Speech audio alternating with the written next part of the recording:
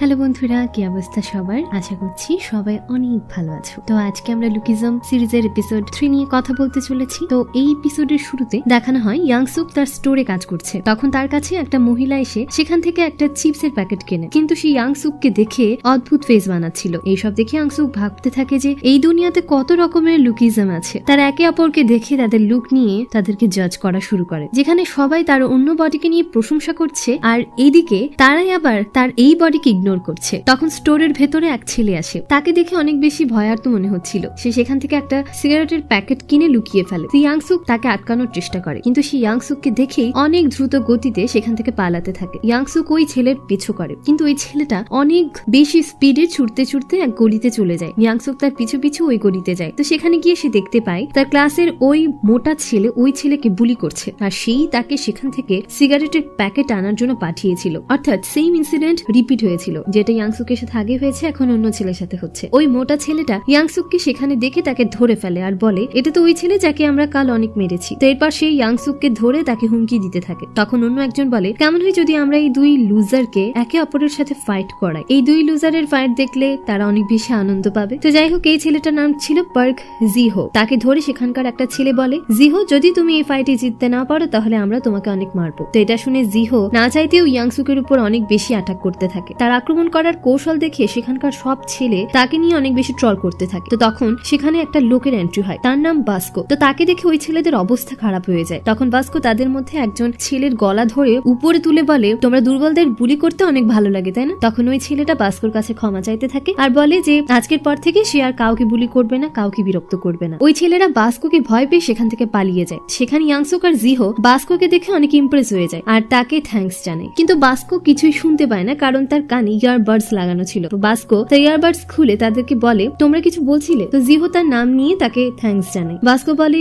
তুমি কি আমাকে চেনো? তো জিহো তাকে বলে যে তারা একই স্কুলে পড়ে। এখানে ইয়াংসুক জানতে পারে জিহো তার ক্লাসেই পড়ে। তখন বাস্কো বলে যে তুমি ওই ক্লাসের স্টুডেন্ট যে ক্লাসে ওই নতুন স্টুডেন্ট আমাদের স্কুলে ফেমাস হচ্ছে? তো জিহো হ্যাঁ সূচক জবাব দেয়। তাদের কথা শুনে ইয়াংসুক ভাবতে থাকে যে এরা দুজন তো তার ব্যাপারেই কথা বলছে। তখন বাস্কো বলে, জিহো ওই নতুন ছেলেকে বলে দিও সে স্কুলে ঘুরে ঘুরে যেন পাঙ্গা না নেয়। তো এটা শুনে ইয়াংসুক কিছুই বুঝতে পারে না। তো নেক্সট সিনে ইয়াংসুক স্কুলে তার ডেস্কে বসেছিল। তো সে জানতে পারে যে জিহো আজ স্কুলে আসেনি। সে তখন তার পাশের সিটে জিন সংকে দেখে, সে তার দিকেই তাকিয়েছিল। তাকে দেখে সে অনেক বেশি ভয় পেয়ে যায়। তো এরপর দেখানো হয় লাঞ্চ টাইমে ইয়াংসুক হালুনকে বাস্কোর ব্যাপারে জিজ্ঞেস করে। হালুন তাকে বলে যে বাস্কোর আসল নাম লিওন আর সে তাদের স্কুলের সবচেয়ে পাওয়ারফুল লোকদের মধ্যে একজন। সে বার্ন নকল গ্যাং এর লিডার। তখন ওই মোটা ছেলেটা তার বন্ধুদের নিয়ে সেখানে এসে বলে, বাস্কো সত্যি একজন খারাপ মানুষ, সে দুর্বলদের সাহায্য করতে পছন্দ করে। তখন হালুন বলে, তোমরা তিনজন আমাদের ডিস্টার্ব করো না। তখন মোটা ছেলেটা বলে, আমাদের সাথে এভাবে কথা বলো না, আমরাও ইয়াংসুকের বন্ধু হতে চাই। তখন বাস্কো তার গ্যাং নিয়ে সেখানে আসে। তাকে দেখে ওই মোটা ছেলেটা ভয় পেতে থাকে। বাস্কোকে দেখে ইয়াংসুক অনেক এক্সাইটেড হয়ে যায়। তো বাস্কো ওই মোটা ছেলেটাকে ইয়াংসুকের সাথে দেখে সে ভাবে ইয়াংসুক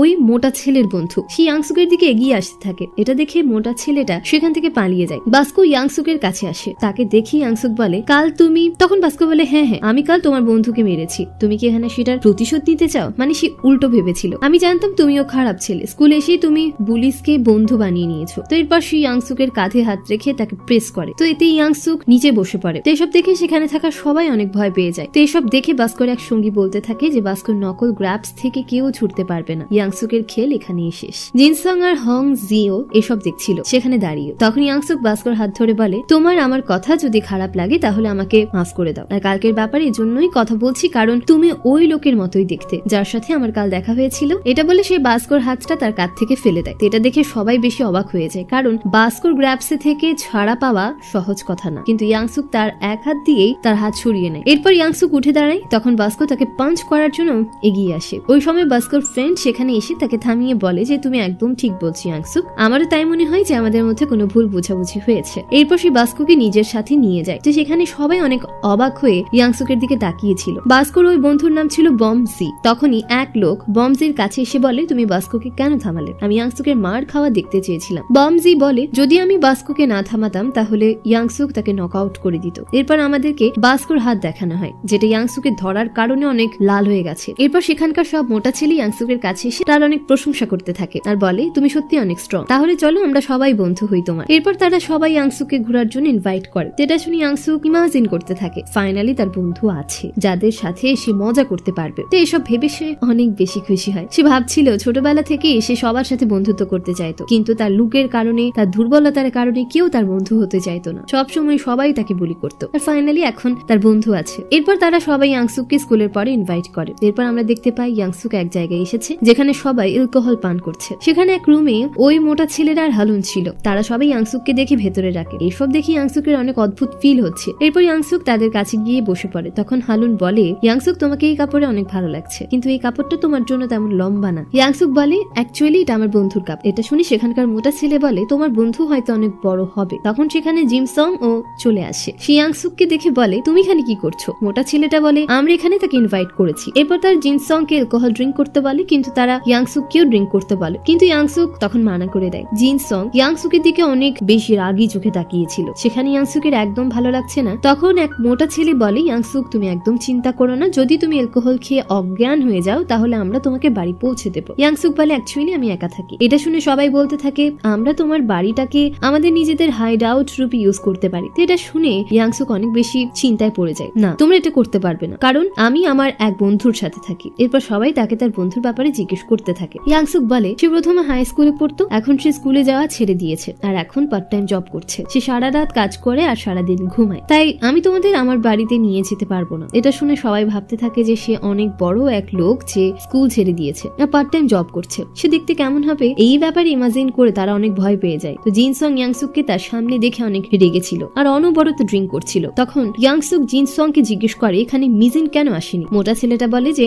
মিজিন তাদের সাথে মিশতে পছন্দ করে না। তখন ইয়াংসুক জিজ্ঞেস করে, জিনসং তোমরা দুজন কবে থেকে ডেট করা শুরু করেছো? এটা শুনে জিনসং তার দিকে অনেক বেশি রাগী চোখে তাকায়। ইয়াংসুক ভয় ভয় বলে যে সে শুধু বলতে চাই যে তাদের দুজনকে একসাথে অনেক ভালো লাগে তার কাছে। তখন হালুন তাকে বলে, তারা দুজন ডেট করছে না। তো জিনসং মিজিনকে পছন্দ করে, কিন্তু মিজিন এখনো কোনো রিপ্লাই দেয়নি। তখন ইয়াংসুক বলে, জিনসং তোমাদের দুজনকে একসাথে পারফেক্ট কাপড় লাগে। এটা শুনে জিনসং অনেক বেশি এক্সাইটেড হয়ে যায়, হ্যাপি হয়ে যায়। এরপর সে তাকেও ড্রিঙ্কস অফার করে, কিন্তু ইয়াংসুক মানা করে বলে যে আমাকে ক্ষমা করে দাও, আমি কাল তোমাকে পাঞ্চ করেছি, আমি সেটা করতে চাইনি। জিনসং বলে, ব্যাপার না, আমি একজন বক্সার আর আমার অমন চোট লেগেই থাকে। এরপর জিনসং বড় একটা গ্লাসে ইয়াংসুককে অ্যালকোহল ড্রিঙ্ক করতে বলে। এটা দেখে সেখানকার তিনজন ছেলে অনেক বেশি খুশি হয়ে যায়। তারপর তারা বলে, আমাদের জন্য এটা অনেক ভালো ব্যাপার যে এখন তোমরা দুজন একসাথে আছো। এটা শুনে জিনসং বলে, তোমরা কি বলছো? তখন মোটা ছেলেটা বলে, কাল আমি জিহোকে এক দোকান থেকে ফোনের চার্জার চুরি করার জন্য পাঠিয়েছিলাম। তখনই সেখানে বাস্কো চলে আসে। বাস্কো সবসময় আমাদের কাছে ইন্টারফেয়ার করে থাকে, তাই আমাদের তার সাথে ফাইট করার জন্য একজন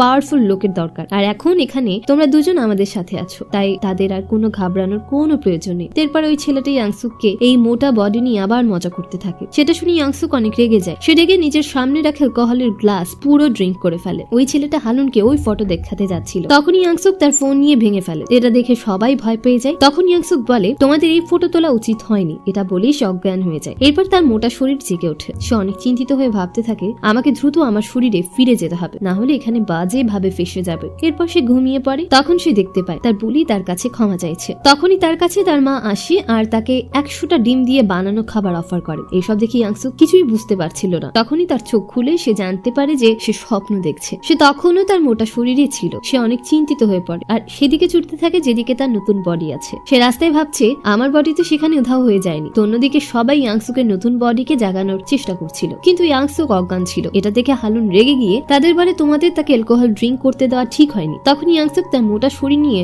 দ্রুত গতিতে ছুটে ওই জায়গায় এসে নিজের নতুন বডি ঠিক দেখে অনেক বেশি হ্যাপি হয়। তখন সেখানকার ছেলেরা ইয়াংসুকের মোটা শরীরকে দেখে বলে যে তুমি ভিতরে কিভাবে এলে? তাদের দেখে ইয়াংসুক অনেক বেশি ভয় পেয়ে যায়। তখন জিনসং নেশার ঘোরে বলে যে পিক, তুমি এখানে কি করছো? ইয়াংসুক বলে, আমি এখানে আমার বন্ধুকে নিতে এসেছি। জিনসং বলে, তাহলে কি ইয়াংসুক তোমার বন্ধু? এটা শুনে সবাই অবাক হয়ে যায়। তারপর বলে, তুমি আমাদেরকে মিথ্যা বলো না। তখন হালুন বলে, তুমি কি ইয়াংসুকের ওই বন্ধু যার সাথে সে থাকে? ইয়াংসুক বলে, তার রুমমেট আমাকে এখানে পাঠিয়েছে তাকে সময় মতো বাড়ি নিয়ে আসার জন্য। এটা শুনে সবাই ভয় পেয়ে যায়। তখন জিনসং বলে, পিক, তোমার ভাগ্য সত্যিই খুব খারাপ। এরপর তারা সবাই সেখান থেকে বের হয়। তখন জিনসং সেখানে পাঞ্চিং মেশিন দেখতে পায়। সে তার পাঞ্চিং পাওয়ার টেস্ট করার জন্য এগিয়ে গিয়ে বলে যে, পিক, আমাকে মনোযোগ দিয়ে দেখো। এরপর সে ইয়াংসুককে বক্সিং এর এক টেকনিকের ব্যাপারে বলে। এটা দেখে ইয়াংসুক বলে যে, তুমি আমাকে এসব কেন বলছো? তখন জিনসং পাঞ্চিং মেশিনে পাঞ্চ করে সেখানে এক নতুন হাই স্কোর করে। এরপর সে বলে, সেদিন আমি তোমাকে মারতে যাইনি, তাই এখানে একটু পরিশ্রম করো যাতে ইন ফিউচারে তুমি কারো কাছ থেকে মান না খাও। তো এখানে আমরা জানতে পারি জিনসং কোনো খারাপ মানুষ না। যদি কেউ মিজিনের কাছে যাওয়ার চেষ্টা করে তাহলে সে রেগে যায়। এরপর তারা সবাই সেখান থেকে চলে যায়। ইয়াংসুক সেখানে দাঁড়িয়ে ওই পাঞ্চিং মেশিনটা দেখছিল।